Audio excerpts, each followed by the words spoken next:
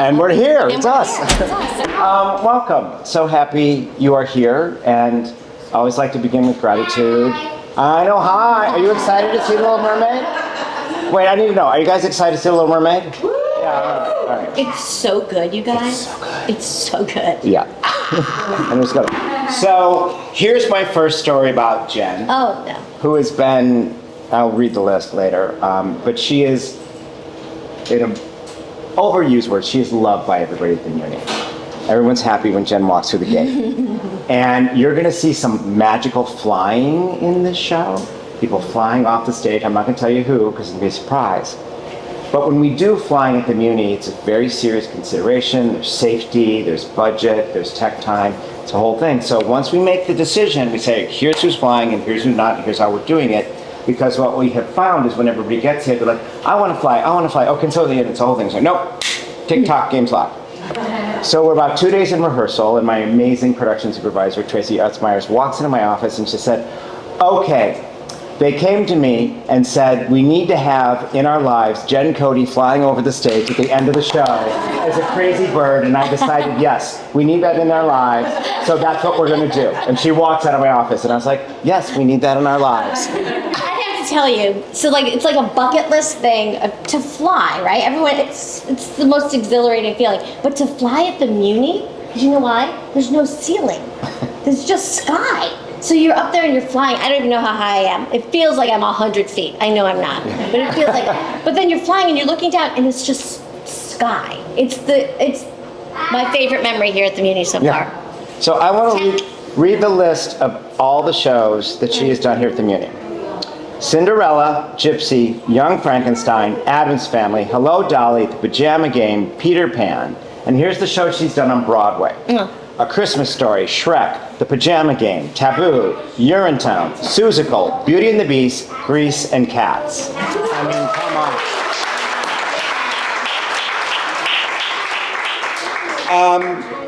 on. And you'll see this tonight. I've said this to you. You have a very special light when you're on stage. You are one of those people when they walk on stage, the audience goes, who's that?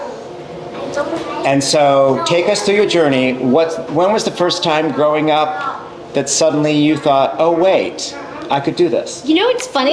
First of all, I think that light is just loving what I do. Like, I love it. I love being up there. I love it. And yeah, I'll say that. That's probably the light. I think anyone who loves and gets to do this, you see that. It's funny now, I'm thinking about the first time my family knew that I was going to do this. I was in a production of Noah's Ark at my church, and I was a duck. Strangely enough, that's what I'm saying. Like, the connection is weird. And we had rehearsed for months and months and months. My only job was to walk with my best friend Chris. We'd walk down the aisle, we'd get on the ark. That was only our job.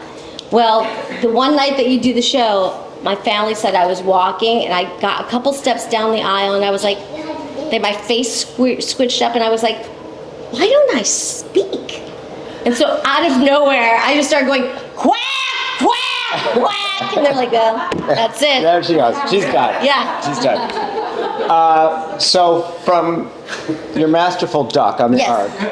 Renowned. School, auditioning, training, what did you do? Yeah, well, I'm 4'10". Had I known, dancer would not have been the thing that I did. But I went to school for acting. And I was tiny. I got out of school and got a tour of Gypsy and left immediately. And then, moved to New York, and that's it. That's the story. I have a really great Broadway debut story though. Do it. So I was doing a little show off Broadway, just like a 3-week run. And I went to an open call for Guys and Dolls on Broadway. And the call was girls 5'4" and up. I am not 5'4". I went. And all you did at the audition was give your height and your name on a card. So I went, I auditioned, got cut immediately. And the casting director was like, she'd be great in Cats. And he took my card, but then couldn't find me. I wasn't in the union, I was just this little kid. And he was walking down the street, and I happened to be doing that little show, and they had a poster up, and all of our names were on it. And he was like, that's the name. And he called the theater, they told me to go over to the Winter Garden, and I walked over, and I got a Broadway show. Isn't that crazy? Like, if it's meant to be, it's meant to be. How Yeah. long were you in Cats? A total of like a year and a half. Wow. Yeah. Now, let's talk about dance, because that is a brutal dance show, right? Brutal. Brutal. Pain.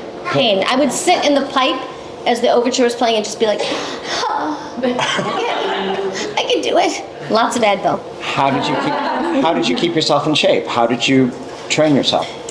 You know what? Someone really was smart and told me, always stretch, always prepare, because you're not preparing and stretching for the show you're doing, you're preparing and stretching for the show that you're gonna do next, and you don't know what that is. So that's always been something like in my head. I just always take the time, and it's sustained me. So this is listed on your 10th Muny show. I didn't do the total. Eighth. Okay. Yeah. 8. Why do you return? Why do I return? Well, there's nothing like it. There's nothing like performing at the Muny. Seeing all those faces. I know when you're in the audience, it feels like you are far away. When you are on the stage, it feels like their faces are just like this. It's also interesting what you do here in that it's so big and it's so fast. And we learn the show. You come in running, and before you know it, you're running the show, and then you're putting a costume on, and then you're doing it. And you'd think it would feel very machine-like or generated, but it's not. For some reason, you almost leave with more of a family here than. I can't even explain how you do it, because a lot of the theaters that I work at, they're small theaters, and it's like 4 people run it, and you see them every time you come back. Here, it's how many people? How many people work here? Well, during the season, it's 600. Yeah, but they all still. Everyone knows your name. You stop like the other night. One of the sound guys, Curtis, he brought me a deep fried hot dog, because I happened to mention I'd never seen one before. Like, it's just, it feels like a huge loving family, and I don't know how you guys do that, but it's great to be a part of it. I think it's 2 things. I think it's one, we all believe in the work, and we all trust that my colleague can do it. Yeah. So give them what they need and trust that they're there. Yeah. I mean, that's sort of, to me, the foundation of why we continue to grow, because we just believe in each other. And, I would say Jen's being modest about her abilities and her career. But I would also say for any actor, and I believe it's about a life in the theater, it's a vocation. Mm-hmm. It is hard. It's hard. It is hard. The way it is in just think it's not structured, it's not easy. You have to keep doing. And I think one of the things we work so hard on here is to not make it hard, even though it's probably one of the most rigorous processes of any theater in the country. It's terrifying. Yeah. Like, that's also why I think I come back, because there's that moment of like, it's not possible. It's not possible, and yet we do it. To stand out on that stage, I've only a couple times been alone on the Muny stage. It's thrilling and terrifying. It's like standing in the middle of a football stadium, like completely naked. That's what it feels like. It does, because you have to be so trusting that you are being big enough to be seen, but yet honest enough that it doesn't look ridiculous. It's a fine line, and not everyone can do that. No. I don't think. No. Well, The other thing that Jen is so great at when she's here is jumps in with the spirit of the organization and always has a lot of fun. So when we did Gypsy in 2018, she was one of the second actors, just basically one scene with 3 strippers. Mm-hmm. So it was her and Harada and Ellen Harvey.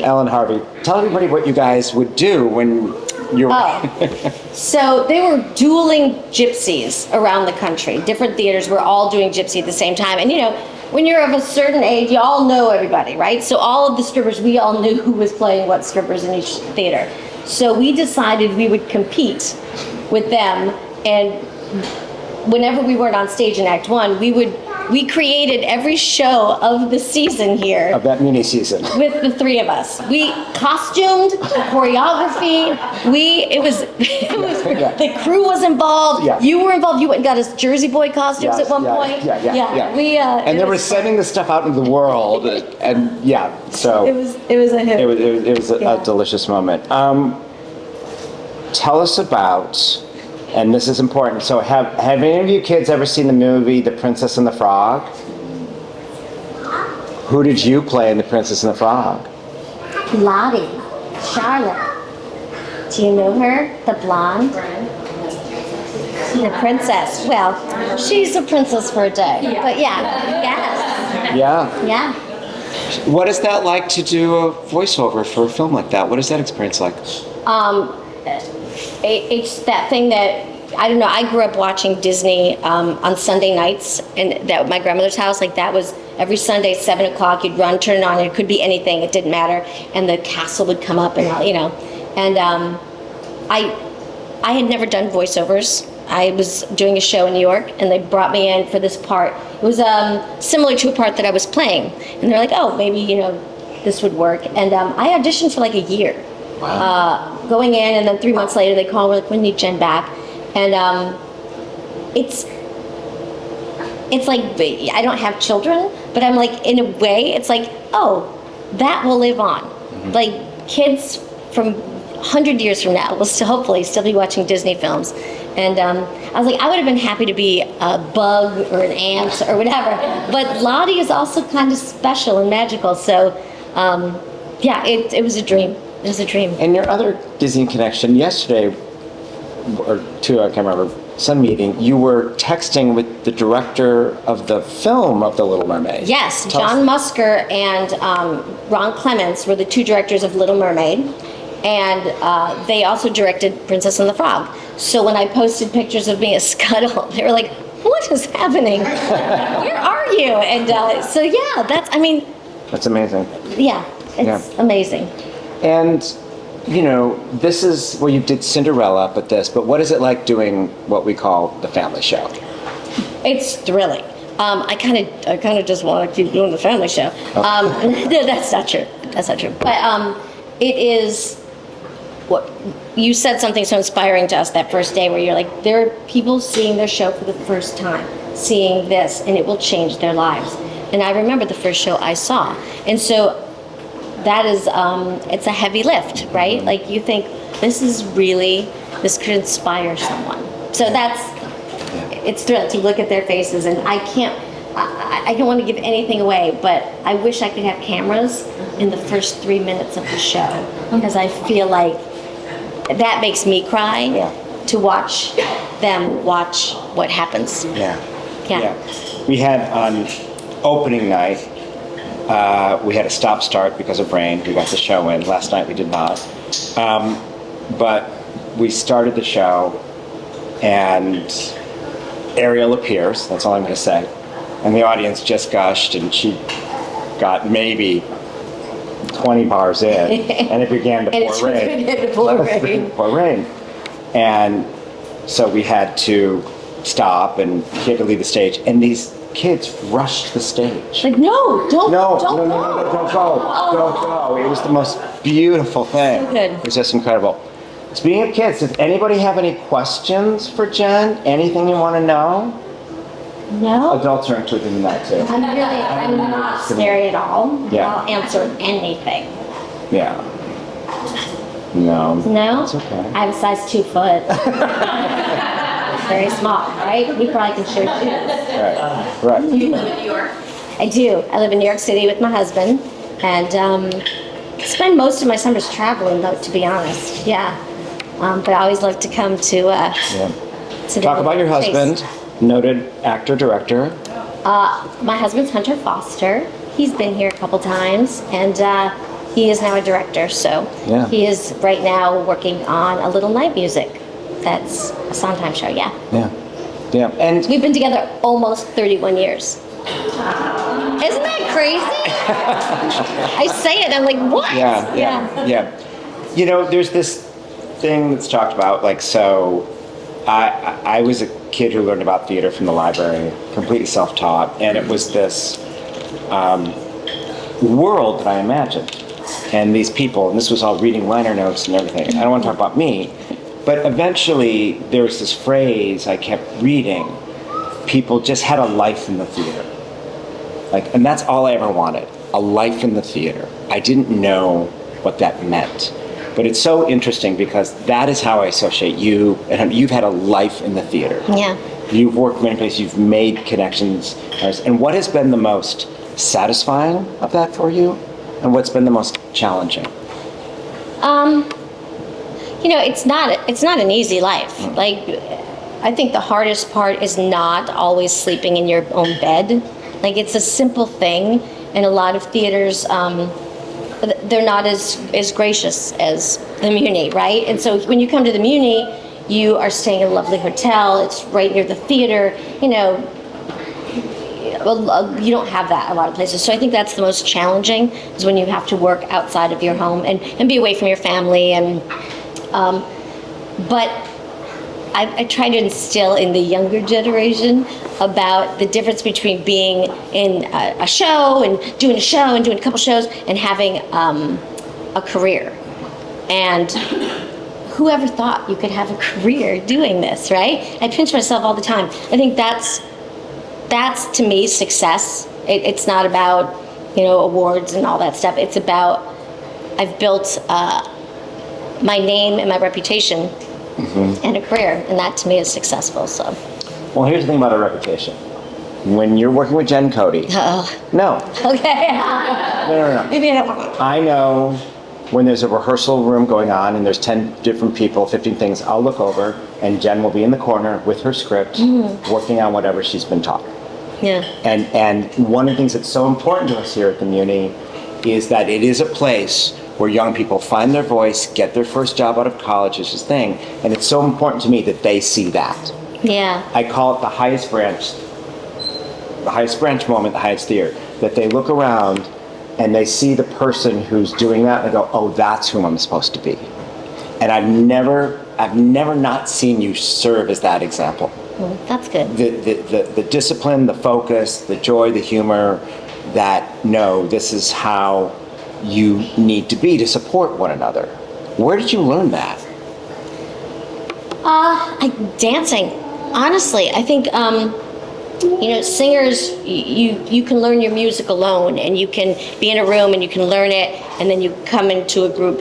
Whereas dance is a group sport. You know, I feel like dance is feeling each other and injuries and all that stuff. It's like that, you know, chorus line is powerful for a reason. Yeah. And I think that growing up in that dance world of taking care of each other and